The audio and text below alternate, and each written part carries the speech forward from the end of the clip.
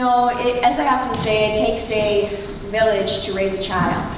And I couldn't have gone after this law in the state of Illinois and all these other states that I'm currently getting it passed in on my own. It's taken some amazing people in our home state of Illinois, where it began with Senator Bivens, Representative Jerry Mitchell, an entire task force of people that studied this bill before we got it done.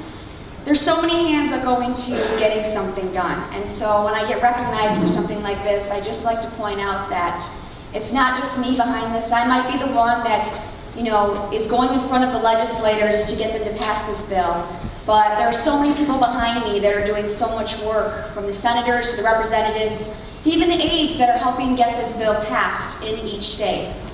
People often ask me, where do I get this courage to talk about this so freely, this silent epidemic? We often look the other way and pretend it's not going on in our society. When every single one of us knows somebody that this happened to, we often just don't know who that person is.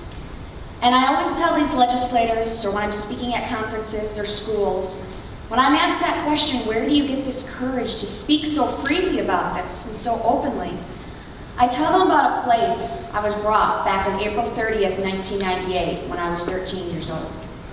That place was the Children's Advocacy Center. I walked into that center that day as a victim, terrified, afraid to open my mouth and tell these people anything that had happened to me. Because as a child, when you've been sexually abused repeatedly for years, you're constantly told the same thing over and over and over again. This is our little secret, no one will believe you, I'll come get you, I'll hurt you.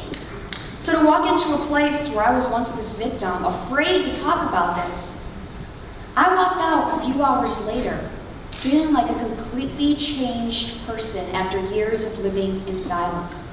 Because I was no longer that victim, but now a survivor who had finally found her voice, a voice that was supposed to stay silent. And it's that voice that I've made my mission to make sure every child in America has that voice through Erin's Law.